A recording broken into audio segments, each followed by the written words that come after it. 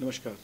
मैं डॉक्टर संतोष अग्रवाल हूँ। मैं एक यूरोलॉजिस्ट और किडनी ट्रांसप्लांट सर्जन हूँ और मैं बंसल हॉस्पिटल भोपाल में चीफ ट्रांसप्लांट सर्जन हूँ। मेरे साथ डॉक्टर विद्यानंद त्रिपाठी हैं। He is nephrologist and chief transplant physician at Bansal hospital Bhopal और किडनी ट्रांसप्लांट प्रोग्राम को गाइड कर रहे हैं।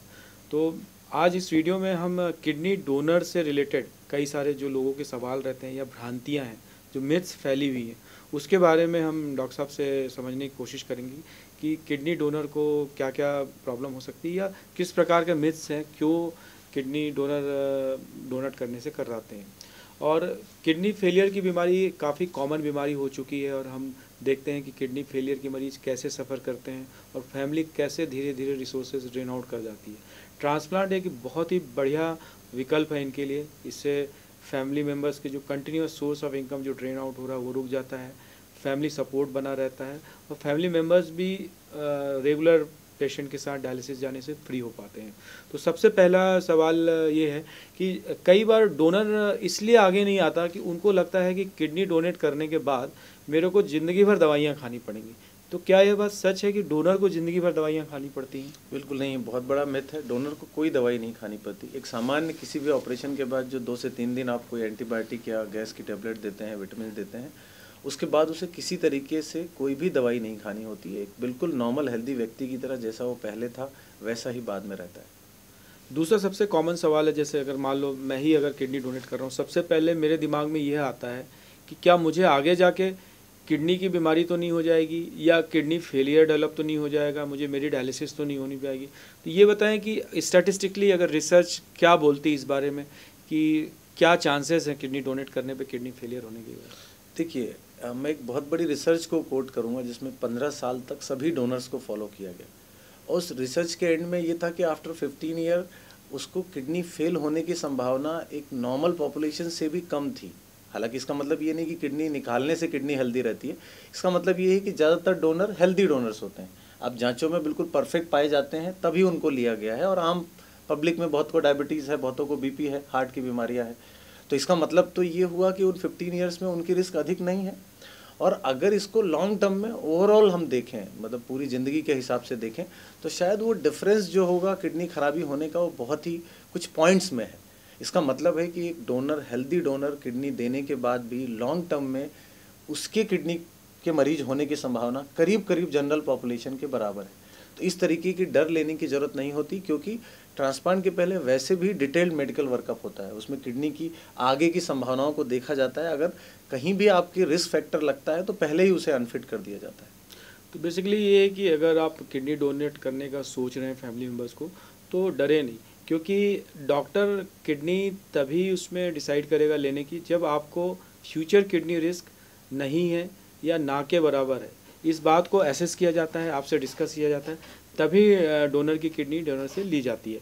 अगला सवाल मेरा ये है कि कई बार डोनर को लगता है कि जैसे मेरी सर्जरी हो गई, मेजर सर्जरी हो रही, तो मुझे कई बार 2-3 महीने रेस्ट लेना पड़ेगा या 2-3 महीने मुझे काम नहीं करना पड़ेगा, तो उससे उनकी फैमिली इनकम को भी फ़र्क पड़ता है, सपोर्ट की भी ज़रूरत पड़ती है। तो क्या ऐसा सही है कि काफ़ी देर तक बेड रेस्ट पे रहते हैं या 2-3 महीने, 4-6 महीने उनको आउट ऑफ जॉब रहना पड़ेगा? क्या यह बात सत्य है? देखिए, बिल्कुल नहीं। जैसे हमारे ही सेंटर में है तो हम 100% सर्जरीज़ आप ही करते हैं। लेप्रोस्कोपिक होती है और लेप्रोस्कोपिक सर्जरी का फ़ायदा ये है, मरीज़ नेक्स्ट डे उठ के बैठा हुआ रहता है। ऑपरेशन के अगले दिन वो चलता फिरता रहता है।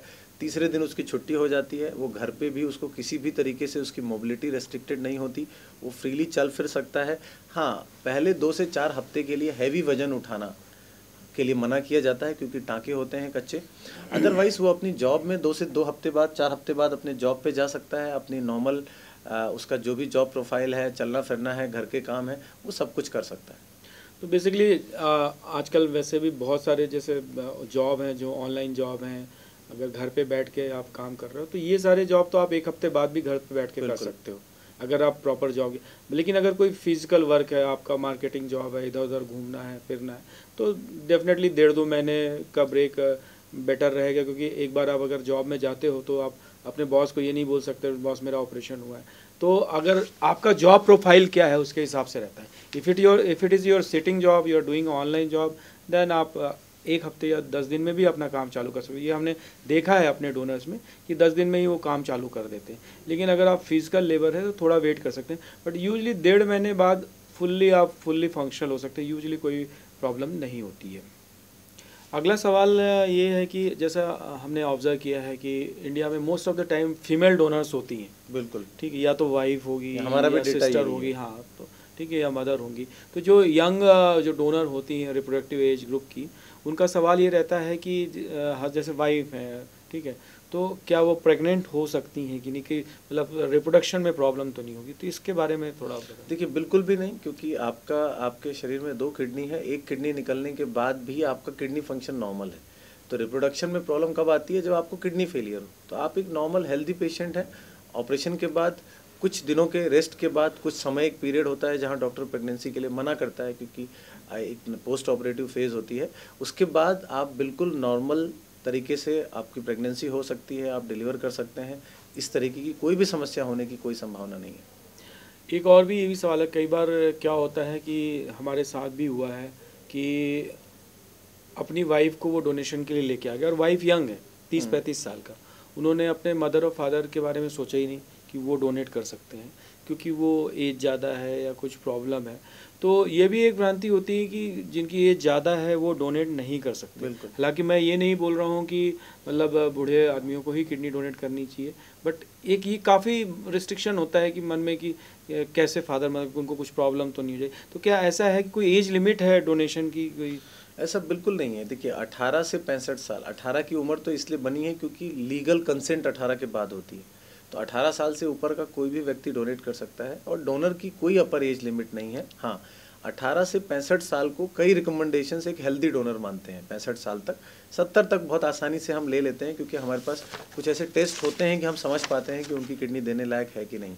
तो ऐसा सोचने का ऐसा कोई डर का कोई कारण नहीं है। हाँ, कई बार जैसे आपने जो सिचुएशन बताई कि वाइफ है और पेरेंट्स हैं, हम पेरेंट्स को प्रीफर करते हैं। इसकी 2-3 वजह है। भले वो किडनी वाइफ की तुलना में उसका GFR कम है। इसकी वजह है कि अगर पेरेंट्स ने किडनी दी तो पहली चीज़ कि उनकी बची हुई लाइफ की रिस्क बहुत कम है, क्योंकि उनकी रिमेनिंग लाइफ अगर ऑलरेडी 65 ईयर है तो उनकी रिस्क कम हुई। दूसरा फ़ायदा, अगर फ्यूचर में कभी सेकेंड ट्रांसप्लांट की ज़रूरत पड़ती है तो वाइफ कल भी डोनर की तरह आपके लिए तैयार होगी, लेकिन पेरेंट्स तब शायद नहीं होंगे या बहुत ओल्ड होंगे। इसलिए ओल्ड डोनर, पेरेंट डोनर के लिए हम काउंसलिंग करते हैं कि आप प्रेफर करें कि उन पर पहले जाएँ। सही। तो बेसिकली डॉक्टर साहब ने जैसे बताया कि अगर कोई यंग पीपल दे रहा है तो उसके बजाय ओल्ड आदमी अगर डोनेट करता है तो उससे फ़ायदा ये होता है कि ओल्ड पीपल को किडनी डिसीज़ या किडनी फेलियर होने का रिस्क बहुत कम हो जाता है। क्योंकि अगर मान लीजिए अगर 60 साल का व्यक्ति किडनी डोनेट कर रहा है तो उसको फ्यूचर किडनी फेलियर का रिस्क बहुत ही कम होगा, क्योंकि उसकी लाइफ ही करीब अगर इंडियन स्टैंडर्ड से जाए तो 20-25 साल की बची। लेकिन वही अगर 20 साल का आदमी डोनेट कर रहा है तो उसको अभी और 60 साल जीना है, 70 साल जीना है। तो जो रिस्क ऑफ एक्सपोजर है कि कितने लंबे समय के लिए किडनी डिसीज़ हो सकती वो ज़्यादा होगा। तो डेफिनेटली अगर एज ज़्यादा है वो डोनेट करे तो बेटर रहेगा, बशर्ते कि कोई सर्जिकल कोई कॉन्ट्राइंडिकेशन नहीं होना चाहिए, कोई ऐसी बीमारी नहीं होना चाहिए जिससे सर्जरी का रिस्क बढ़ जाए। तो ऐसी बहुत सारे मिथ्स हैं जो किडनी डोनेशन से जुड़े हुए हैं। मुझे लगता है कि काफ़ी कुछ हमने कवर किया है, और इसके बावजूद भी अगर कुछ सवाल रहते हैं तो हम हमेशा इंकरेज करते हैं कि आप OPD में आएँ और सवाल करें, या आप अपने जहाँ भी दिखा रहे हैं उनके नेफ्रोलॉजिस्ट से या यूरोलॉजिस्ट से आप बात कर सकते हैं। Thank you.